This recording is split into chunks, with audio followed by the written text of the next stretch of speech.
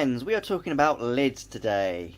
And that might not sound like a very interesting subject, but actually it's a very important and key part of keeping an aquarium, especially with salt water. The reason for this is fairly obvious. Evaporation is basically water leaving your system, and in a saltwater aquarium this is bad because as the water leaves, the salt water stays and it becomes more and more salty as the time goes on. So lids are very important. Most aquariums come with lids these days.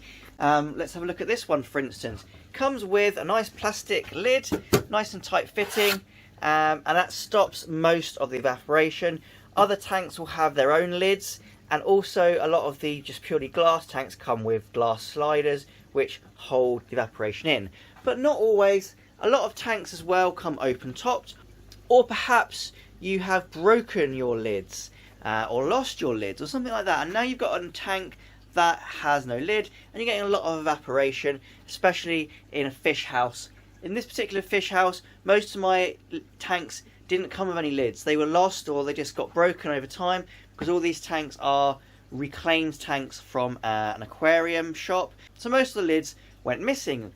So what I've had to do is create new lids. Annoyingly as well, finding replacement lids for tanks such as this can be quite expensive. I mean, the replacement lid for this would probably be almost half the price of the tank again, and sometimes it's just not possible, or you have to get glass specifically cut. So let's go through the sort of ways that I've made lids. The first generation of lids that I made for my tanks, I used acrylic. Now acrylic's quite good and it's quite easy to get hold of.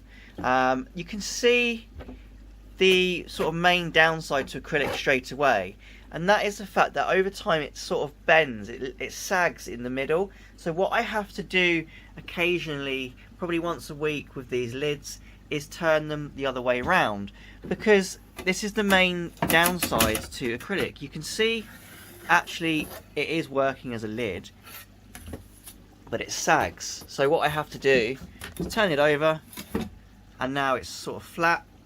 So that's fine, that's not a big deal. Another thing with acrylic, you can see that it scratches quite easily, so over time it becomes more and more opaque. But in general, you can see through the acrylic into your aquarium, and that's something that I quite like. Isn't possible with the other material that I've used. Now of course you could replace your lids with the glass sliders, but I decided not to do that, and the reason was I find that glass obviously can break, so you might just be back at square one when it comes to if you break your glass replacements. And secondly, I found that the glass cutters in my area are a bit more expensive than these acrylics.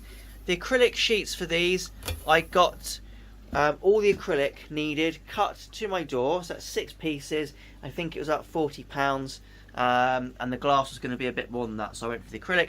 One downside to this though is it can be quite brittle as well. So you can see, to fit my pipework in, I've had to cut little notches out of it, and it was really hard to do, and I've done a terrible job.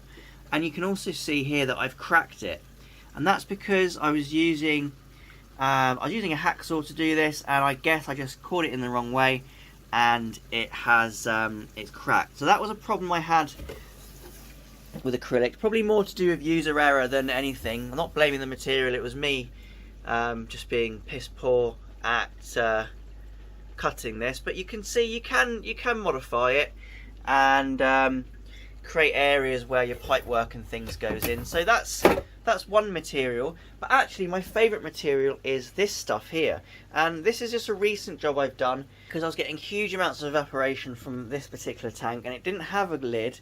I've also replaced these ones over here. I've made a little lid for this system here.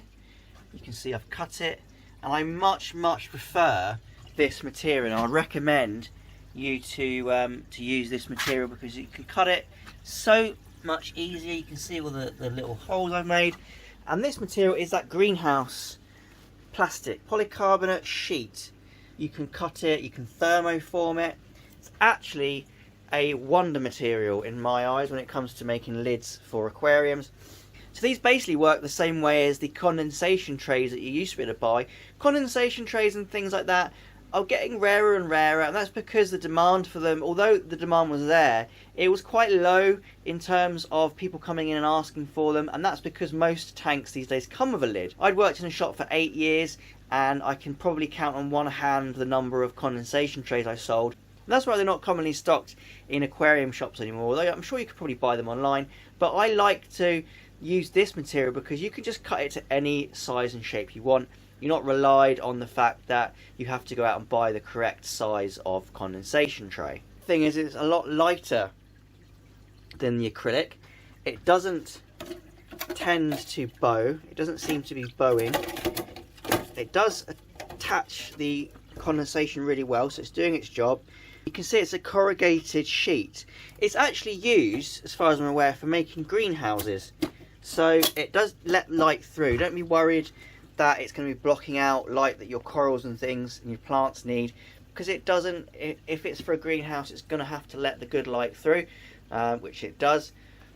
And it's just the best material I've found for making lids. And one little trick for lifting it, because if you do a really tight lid, you can't always get to it, is get a little suction cup, and you can use that to lift it up. So it actually works really well. It's created a little handle, and this you can cut with a hacksaw, you can cut with a jigsaw, which is what I used. It works absolutely fantastically. So that is my #1 recommendation for making a lid for your aquarium. So if you've enjoyed this video, thanks for watching. It's a bit of an odd subject, I know, but some people may find this quite handy. If you have, please leave a like below and subscribe to my channel if you haven't already. Once again, thanks for watching and happy fish keeping.